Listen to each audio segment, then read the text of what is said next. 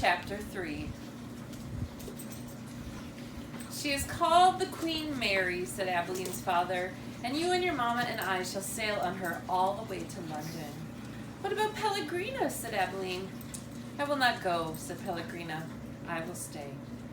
Edward, of course, was not listening. He found the talk around the dinner table excruciatingly dull. In fact, he made a point of not listening if he could help it. But then Abeline did something unusual, something that forced him to pay attention. As the talk about the ship continued, Abeline reached for Edward and took him from his chair and stood him in her lap. And what about Edward, she said, in her voice high and uncertain. What about him, darling, said her mother. Will Edward be sailing on the Queen Mary with us? Well, of course, if you wish, although you are getting a little old for such things as China rabbits. Nonsense, said Abeline's father jovially. Who would protect Abeline if Edward was not there?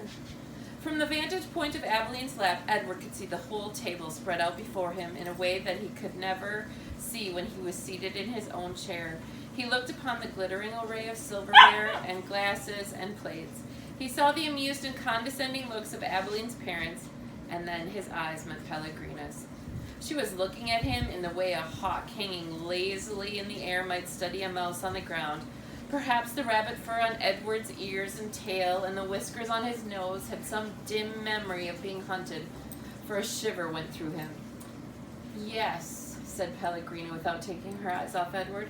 Who would watch over Abeline if the rabbits were not there? That night, when Abeline asked, as she did every night, if there would be a story, Pellegrina said, Tonight, lady, there will be a story. Abeline sat up in bed. I think that Edward needs to sit here with me, she said, so that he can hear the story too. I think that is best, said Pellegrina. Yes, I think that the rabbit must hear the story. Abeline picked Edward up, sat him next to her in bed, and arranged the covers around him. Then she said to Pellegrina, We are ready now.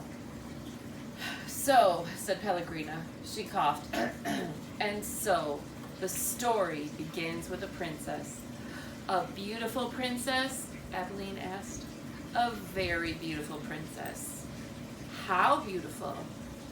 You must listen, said Pellegrina.